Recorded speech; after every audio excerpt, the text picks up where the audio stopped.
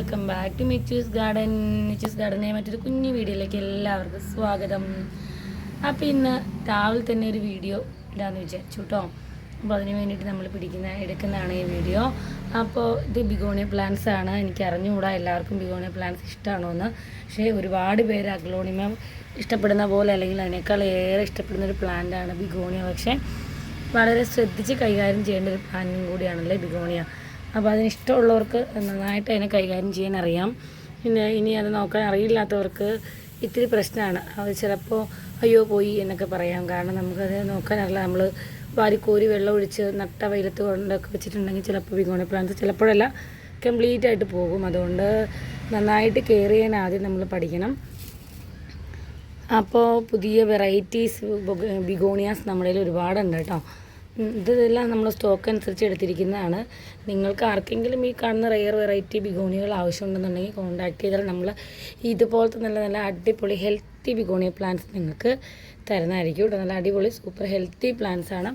ഇനി കുറഞ്ഞ പ്ലാന്റ്സ് ആവശ്യമുള്ളവർക്ക് കുറഞ്ഞ പ്ലാന്റ്സ് നമ്മൾ സെയിൽ ചെയ്യുന്നുണ്ട് കേട്ടോ. കുറഞ്ഞ പ്ലാന്റ്സൊക്കെ ഒരു കോംബോ ആയിട്ടൊക്കെയാണ് നമ്മൾ സെയിൽ ചെയ്യുന്നത്. അപ്പോൾ ഈ റെയർ പ്ലാന്റ്സ് ഒക്കെയാണ് നമ്മൾ സിംഗിളായിട്ട് കൊടുക്കുന്നത് കേട്ടോ.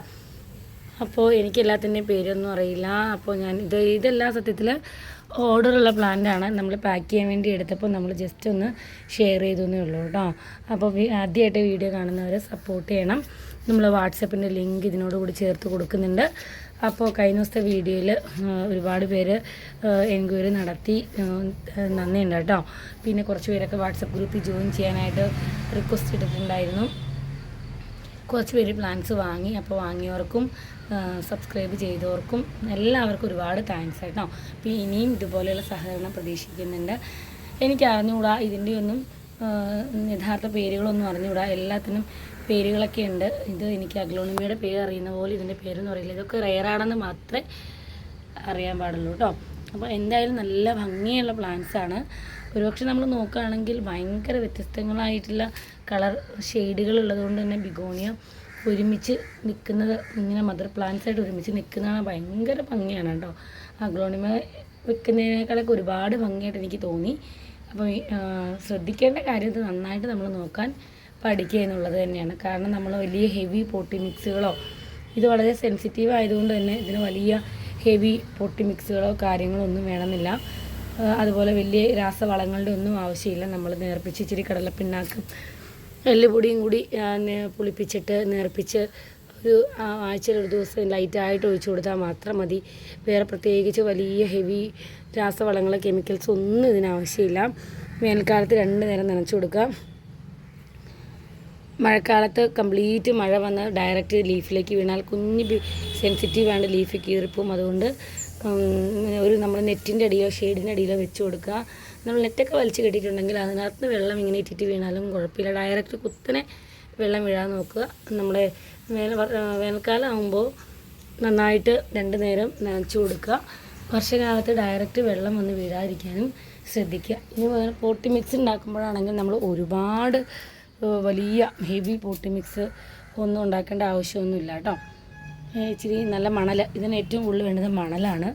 മണൽ കൂടുതൽ ഉപയോഗിക്കുക. ഇതൊക്കെ നമുക്ക് ഓർഡറായിട്ട് എടുത്ത് വെച്ചിരിക്കുന്ന പ്ലാന്റുകളാണ്. നല്ല അടിപൊളി പ്ലാന്റ്സുകളാണ്. നല്ല ഒരുപാട് വെറൈറ്റി ആയിട്ടുള്ള പ്ലാന്റ്സുകളാണ് കേട്ടോ. നല്ല ഭംഗിയുള്ള ഷെയ്ഡുകളുണ്ട്. നമ്മൾ ഇന്നലെ കൊണ്ടുവന്നിട്ടേ ഉള്ളൂ പ്ലാന്റ്, അതുകൊണ്ട് തന്നെ ട്രെയിനൊന്നും എടുത്തിട്ടില്ല. ഒരുപാട് വെറൈറ്റീസ് ഉണ്ട്.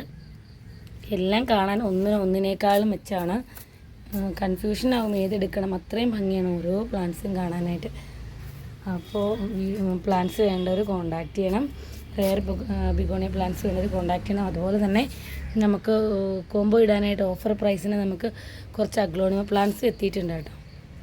അഗ്ലോണിമയുടെ കുറച്ച് പ്ലാന്റ്സ് നമുക്ക് കോംബോ ആയിട്ടും സിംഗിളായിട്ടും കൊടുക്കാൻ പാകത്തിന് എത്തിയിട്ടുണ്ട്. വിലക്കുറവിലാണ് പ്ലാന്റ്സുകൾ എത്തിയിരിക്കുന്നത്. ഇത് ഞാനിപ്പോൾ ഒരു കോംബോ ഇടാമെന്ന് വിചാരിച്ചിരിക്കുകയാണ്. അപ്പോൾ പ്ലാന്റ് വേണ്ടവർ പെട്ടെന്ന് കോൺടാക്ട് ചെയ്യണേ.